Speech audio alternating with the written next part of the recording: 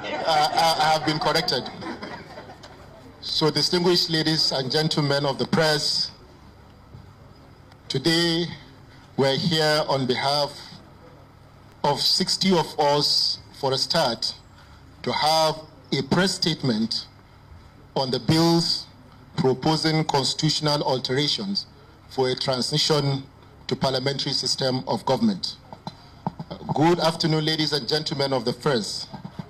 Today, we stand on the cusp of history as lawmakers across party affiliations and regional backgrounds come together to present bills proposing constitutional alterations that seek a transition to parliamentary system of government.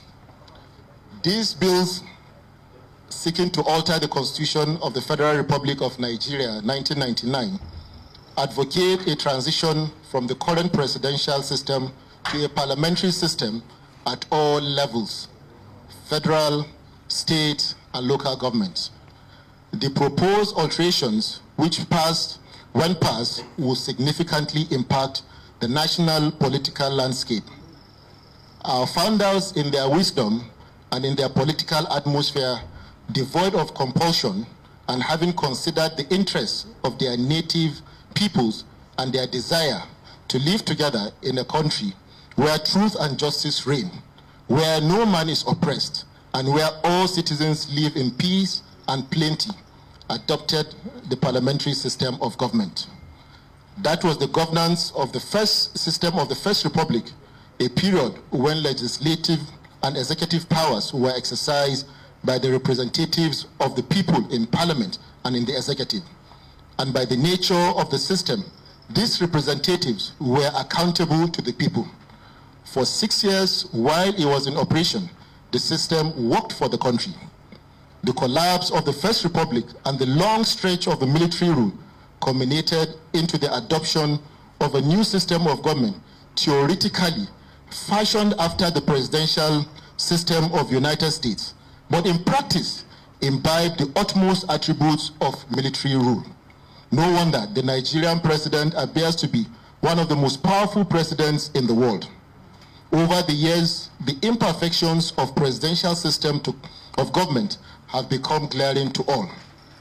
Despite several alterations to the Constitution to address the shortcomings of a system that has denied the nation the opportunity of attaining its full potentials, among these imperfections are the high cost of governance, leaving fewer resources for crucial areas like infrastructure, education, and healthcare, and consequently hindering the nation's development progress, and the excessive powers vested in members of the executive who are appointees and not directly accountable to the people.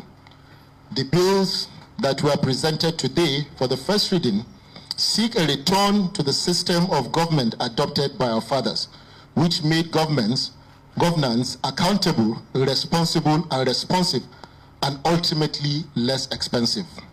With the presentation of these bills today, we hope to achieve the following. Number one, ignite and provoke a national conversation about the future of Nigeria's governance system, to ensure robust public debate, stakeholder consultation, expert analysis, and a thorough and informed decision-making process. Number three, to raise awareness about the significant development and encourage constructive dialogue on the potential implications of these proposed constitutional alterations. The future of Nigerian governance rests on informed public engagement and responsive and responsible leadership. The fundamental changes in the bills include: one, parliamentary system replacing the president with a prime minister to serve as the head of government and establishing the office of the president as a ceremonial leader. These elective offices are to be chosen from the elected members of the legislature. Number two, legislative elections. Shifting the process of electing governors and chairmen of local governments from general elections to voting within their respective legislative bodies. Number three, to streamline administration, potentially reducing bureaucratic hurdles and fostering closer collaboration between the executive and legislative branches. Our conviction is that a streamlined executive branch which replaces the president and the vice president with a prime minister and cabinet chosen from the legislature, could lead to a smaller central government, reducing salaries and administrative expenses. We also hold strongly that shifting the election of governors and local government chairmen from general elections to votes within their respective legislative bodies could save billions spent on state and nationwide campaigns. Because ministers, commissioners at the state level and supervisors at the local government level emerge from the parliament, there is a greater coordination between the executive and the legislature, just as there will be increased legislative scrutiny, which will make cabinet members responsive to the yearnings of the people and more accountable. Gentlemen of the press, the proponents of these alterations to the Constitution for a parliamentary system of government have placed the interests of our nation above other interests. Our hope is that a national conversation that will be ignited by these bills will lead to a system of government that works, and our dear nation will attain her full potentials. Thank you very much.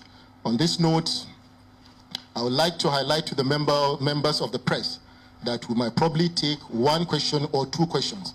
And part of our agenda is that we are going to have a larger forum of those members, co-sponsors of this bill, to have a full session with the media, hopefully in the next couple of days, which will be communicated. So on this note, we're here to pass this message to you and onward to Nigeria.